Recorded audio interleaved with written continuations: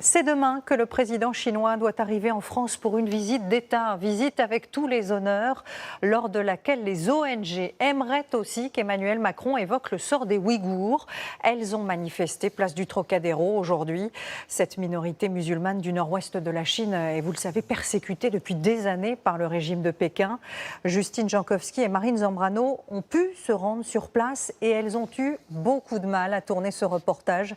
Une enquête ô combien édifiante. Regardez. C'est l'une des régions les plus surveillées au monde, où il nous est presque impossible d'enquêter. Contrôlé de nos chambres d'hôtel. Vous restez combien de temps? Jusqu'en plein milieu du désert. Arrêtez-vous! Arrêtez-vous! Il y a des sangliers. Ne filmez pas. Autour de nous, pas de base militaire, mais de simples dunes. Là-bas, il y a des gens, regarde là-bas. Bien protégés. Bah, c'est là-bas qu'on va, hein. Mais impossible d'avancer. Une douzaine d'inconnus surgit de tous les côtés. Avec un seul objectif, nous stopper. Ce n'est pas votre désert, c'est notre désert. Il y a quoi de spécial là-bas? Vous ne devez pas prendre de photos, c'est tout. Pourquoi on ne peut pas filmer? Arrêtez! Quitte à employer la force. À quelques mètres, ce qu'ils cherchent à nous cacher, c'est un ancien mausolée ouïghour, un lieu de pèlerinage, aujourd'hui détruit par les autorités.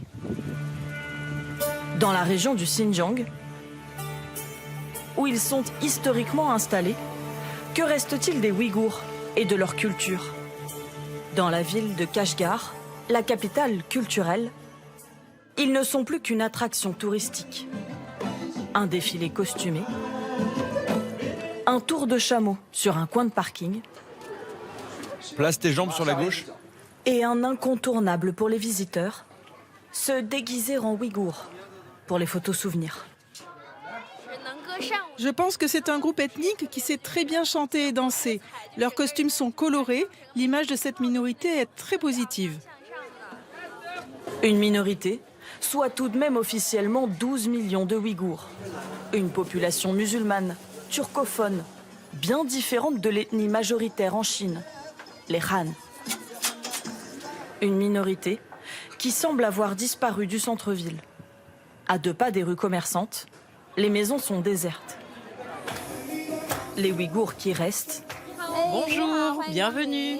comme cette propriétaire de maison d'hôtes, doivent entretenir le folklore.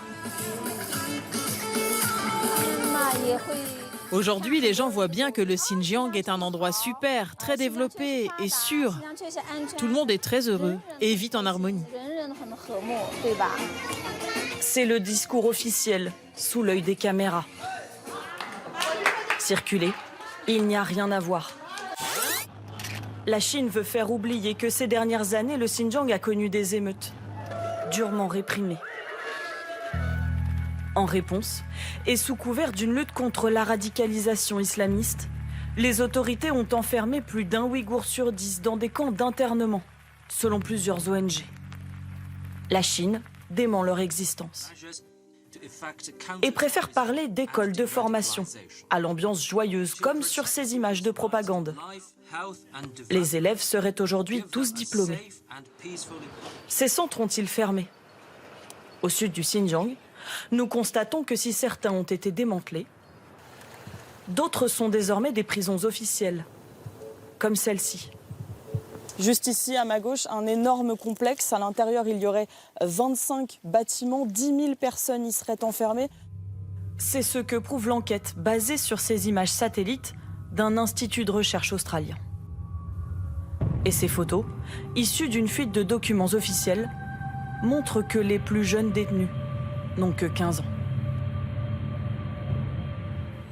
À Paris, Gulbar Aitiwadji n'a rien oublié de son calvaire. Cette mère de famille ouïghour a passé 3 ans dans un camp. Libérée en 2019, elle est l'une des rares à oser témoigner. À l'intérieur, il nous était interdit de parler en ouïghour. On devait parler en chinois. Si on ne respectait pas le règlement, ils nous mettaient à l'isolement dans une petite cellule, attachés par les chevilles et les poignets, à une chaise métallique. Au Xinjiang, d'autres détenus servent aujourd'hui de main-d'œuvre dans des centaines d'usines. Sortis de terre en quelques années à peine. Ici, un parc textile en 2015. Là, en 2023. Selon un rapport de l'ONU, la Chine y pratique le travail forcé. Sur place, impossible de s'y arrêter. Nous sommes suivis par 5 véhicules. La police appelle même notre chauffeur Vous voulez que je vous les amène devant le bâtiment, c'est ça? pour contrôler toutes nos images. Ça, c'est une usine? Oui, Supprimez-la. Aucune photo n'est autorisée ici. discrète, mais partout. La surveillance s'immisce jusque dans l'intimité des logements. Sur la porte de cette maison, il y a une inscription avec un code QR. Et en fait, si on le scanne, ça nous redirige vers une page internet avec le nom des habitants et leur numéro de téléphone. La Chine contrôle aussi les corps. Les visages sont rasés de près, alors même que les hommes ouïghours portaient autrefois la barbe, signe de leur appartenance à l'islam. Ce passant ose témoigner à demi-mot. Vous avez le droit de porter des longues barbes? Non, les longues barbes sont interdites. Plus de la moitié des mosquées ont été démolies et emmurées. À Kashgar, une seule reste ouverte. Mais à l'heure de la prière, les entrées sont strictement contrôlées. Seule une trentaine de fidèles passent ces portes. Et la majorité des hommes ouïghours restent en retrait. Lui prend le risque de nous répondre. Vous allez prier? Non. Ah non? Non. Pourquoi? Ça fait environ 8 ans que je n'y vais plus. Vous ne pouvez pas? Non. Un inconnu interrompt la discussion. Nous n'en saurons pas plus. Au Xinjiang, la mise au pas de toute une population se joue à huis clos. Une assimilation discrète mais forcée pour contraindre les Ouïghours à devenir des Chinois comme les autres, de gré ou de force.